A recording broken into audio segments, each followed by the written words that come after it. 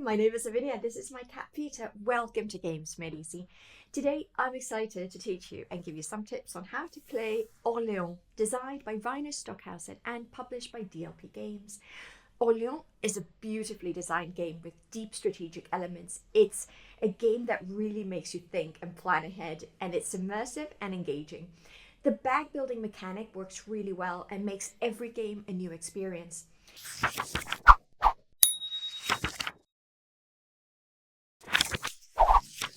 In this two-to-four-player game, you manage the medieval city of Orléans. Over the course of 18 rounds, your goal is to attract more citizens, develop trade routes, specialize buildings, and collect trade goods, technological development, and build the best city of Orléans. The player with the most points at the end of the 18th round wins the game. To set up the game, start by placing the main board in the center of the table. It's where most of the actions take place, and it has 3 sections. Here is to hold the supply of trade goods and keep track of your followers. This one is to keep track of the trade of goods in the regions around the city of Orléans, and this one is the development track. Keep the supply of coins near the main board. Now, each player takes 5 coins, picks a color, and takes the corresponding player board. It represents your city of Orléans. Keep track of your progress and is where you conduct most of your actions. You have your city buildings here, transports and guild hall here, and this is the marketplace where you keep your followers. Near your player board, place your corresponding bag. 7 marker cubes, 1 merchant, 10 trading stations, and 4 starting followers. These 4 have your color at the bottom. Each player starts with 1 farmer, 1 boatsman, 1 craftsman, and 1 trader. Keep them in your market space here. Followers are the heart of the game. There are 7 types and each has its unique abilities. Now let's set up the main board. Place your marker cubes at the start of each character track like this, and the development track here. All players do the same. Today I'll set up a 3-player game. Then you place all the neutral follower tiles depending on the number of players. For a 3-player game, keep 4 of all base followers and 6 of all advanced ones and put them back in the box. So you place 14 farmers here, 8 craftsmen here, 8 traders here, and 8 boatsmen here. Then place 11 knights here, 11 scholars here, and 11 monks on top here. Now place the technology wheels. For a 3-player game, keep 4 in the box. Place 16 wheels here near the craftsmen. Then shuffle all the trade goods, and for a 3-player game, randomly return 6 of them to the box. Place the others randomly on the map, face up. Use those places marked with a 3, but ignore those marked with a 4. You only use those in a 4-player game. Separate the remaining goods into 5 piles and place them in their respective supply: grain, cheese, wine, wool, and brocade. Now place the beneficial deed board next to the main board. This is a board all players can use to upgrade the overall city. Now you place the 13 citizens. 8 of them go on each deed of the beneficial board. Man or woman, it makes no difference. The remaining 5 go on the boatsmen, knights, and the development track of the main board like that. Then separate the technology tiles into 2 piles, level 1 and level 2. Place both piles near the boards. Now let's organize the 18 hourglass event tiles. They mark each round of the game. There are 3 tiles for each of the 6 types. Put them all face down, keep this lighter one aside, and place it face up here. This is the event you play for the first round. Shuffle the other 17 and put them on a pile face down on the hourglass here. Finally, all players place their merchant token in Orléans. Now everything is set up. The youngest player is the first player for this round, or if you prefer, you draw randomly. But before I explain the round in detail, I think it's best I start by explaining the basic ways you play this game.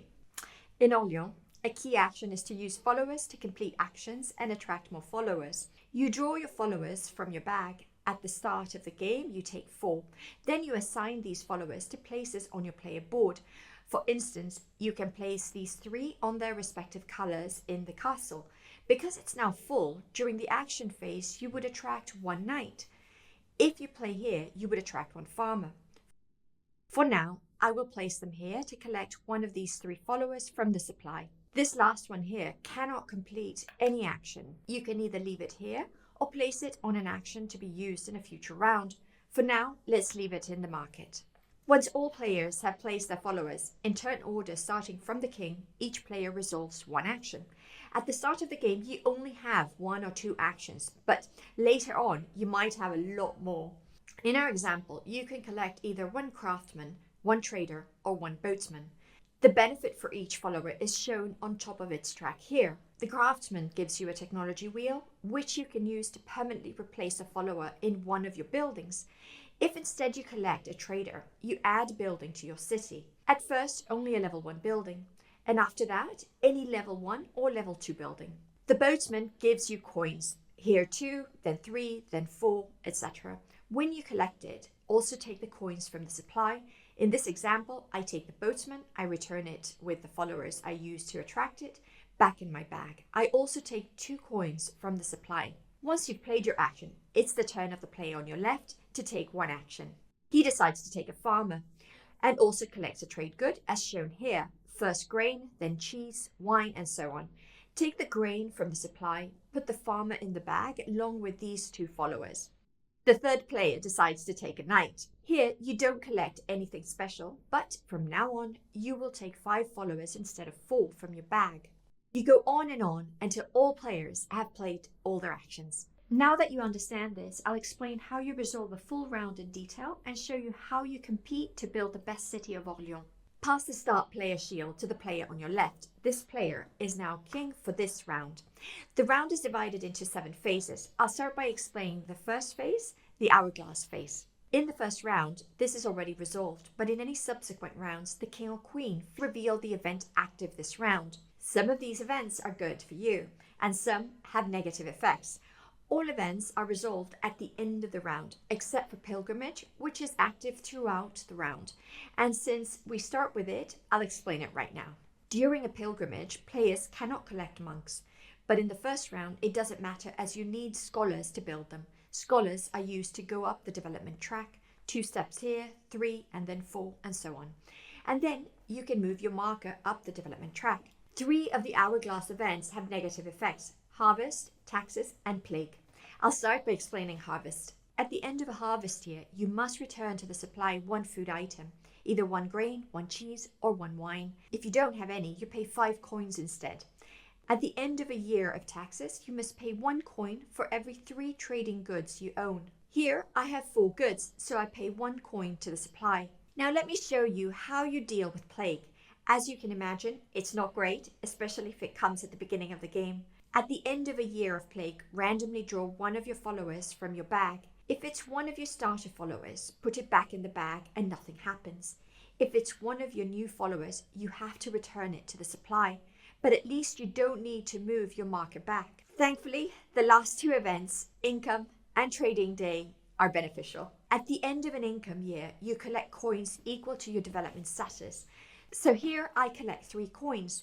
And at the end of a year of trading day, you collect 1 coin for each trading station you build. That's all the 6 round events of Orléans, and they will greatly influence how you play each round, so pay attention to them. Now let's look at the rest of the round. The second stage is the census stage. Here, we compare the progress of all players on the farmer's track. The player with the most farmers receives 1 coin from the supply, and the player with the least pays 1 coin to the supply. In case of a tie, no player receives or pays the coin. Note that in a 2-player game, the player who is behind does not pay the coin, but the player who is ahead still receives a coin. Now, let's look at the third phase, the followers phase, where you draw followers from your bag. As we've seen, you draw a number of followers depending on your position on the knight's track. As you advance on the track, you're able to draw more followers each round, up to 8 per round. If you have followers left in your market from previous rounds, place the new followers alongside them. But you cannot draw more followers from your bag than you have available space in your market. At any time during the game, you can check the followers you have in your bag. Just make sure you shuffle it afterward. The fourth phase of the round is the planning phase. As I've explained earlier, this is when you take followers from your market to activate places in your city. Each place provides its own action and requires a specific set of followers to activate. To activate an action, all the follower spaces must be occupied, either by followers or with followers and 1 technology wheel. Now is a good time to explain a couple of things about the technology wheels. The first one you take must be placed on a spot reserved for farmers. Any subsequent one can be placed anywhere you want.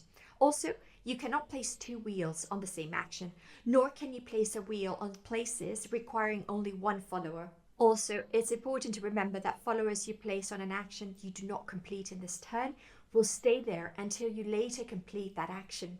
Alternatively, you can return an unused follower to the market, but for each, you draw one less from the bag during the follower's phase. The fifth phase of the round is the action phase, where players resolve the action of the place where they have assigned followers. Resolve one action at a time in clockwise order. Now I'll explain all the actions, starting with those that allow you to gain more followers. At the farmhouse, with a boatsman and a craftsman, you attract one farmer and collect the goods as shown here and go up the track. At the village, we've seen you can either pick up a boatsman and coins, a craftsman and one wheel, or a trader and one building. At the castle, you pick up knights to draw 4, 5, 6, 7 or 8 followers. At the university, you find scholars. You use them to go up the development track 2, 3, 4 or more steps. As you go up the track, you get to pick up a few bonuses. The first player to reach these spaces collects the citizen. These serve as point multipliers at the end of the game.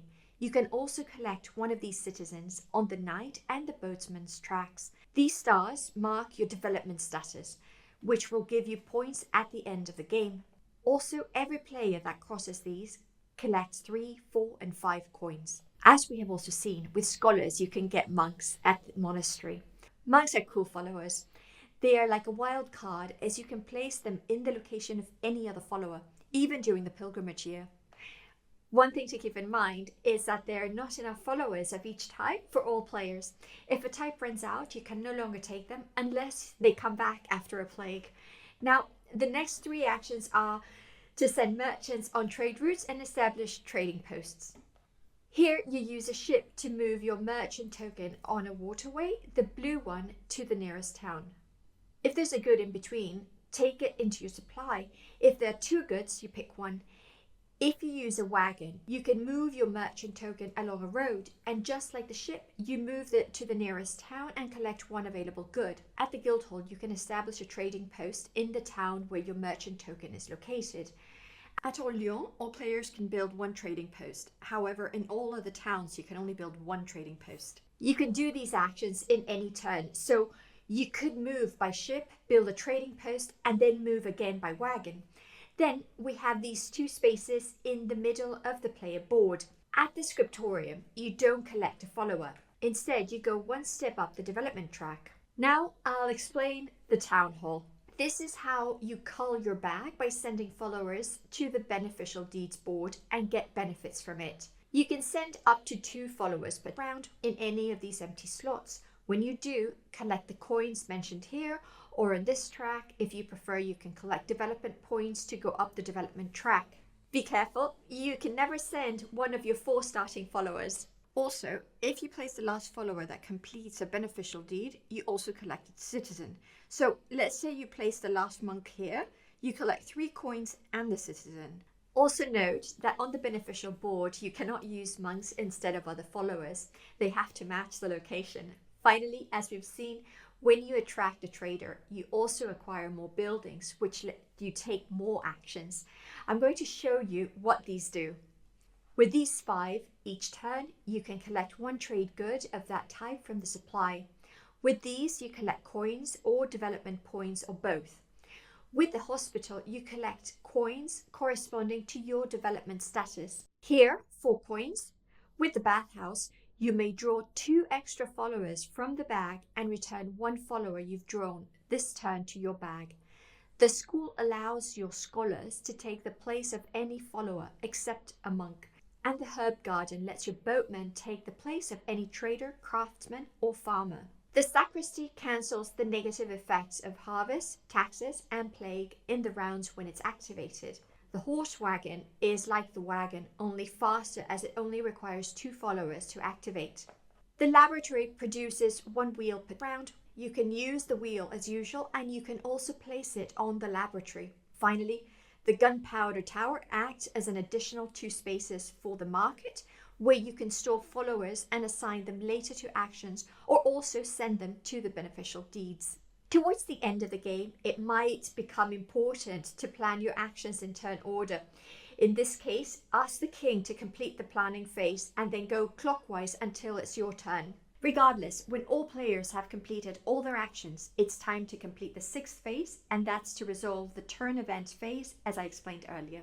Note that if at any time you cannot pay the required costs in coin, you undergo torture, and that's a bad idea. For every missing coin, you pay either an already built trading post or a generic follower you randomly take from your bag, or 1 development point from the development track, making sure you don't go past these coins, or 1 goods tile, or 1 place tile, or 1 technology tile. It's pretty painful. Items lost through torture are returned to the supply. Only development points can be regained. Torture also applies to taxes. Now, the 7th phase is just to pass the start player token to the player on your left and start a new round all over again.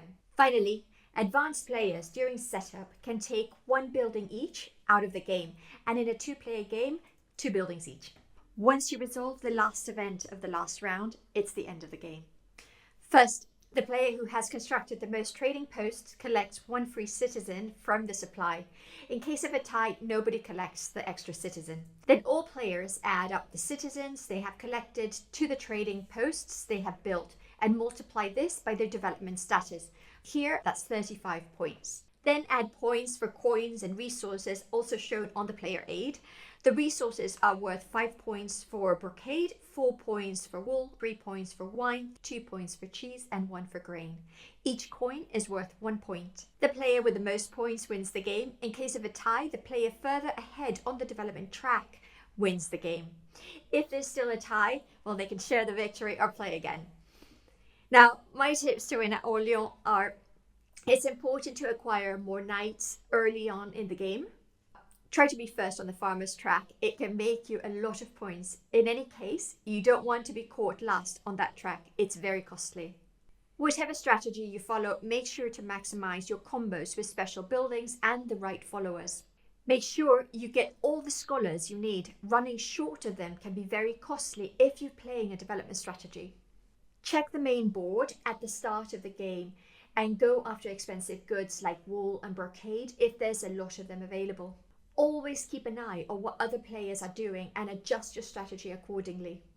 It's important to cull your bag by sending followers to the beneficial deed board, but be careful not to overdo it. And that's how you play Orléans. I've been playing it for a long time, and every time we get it out, we play for a few weeks on and on, as we all want to crack it to get better and better at it. If you find this video helpful, please give it a like, and if you're interested in learning more board games, consider subscribing and clicking the bell to get notified when I post new videos. It's a great way to stay updated on the games I teach, and it helps support the channel. Thank you. I started making videos with Peter in 2020, and it's been an amazing experience, learning so many skills to make the channel possible. It's grown beyond my expectations, but I would like to grow it even more, and for that I need your help. I have a Patreon page that allows your support on a monthly basis, and you'll get access to early content. You can also buy me a coffee where you can support me as a one-off. The links are in the video description. If you're able and willing to contribute, I'd be really grateful. If there's a game you would like me to teach, leave it in the comments. I'll definitely check it out. We will make more games easy soon. Bye now. Hey, Mister. Hey, Peter.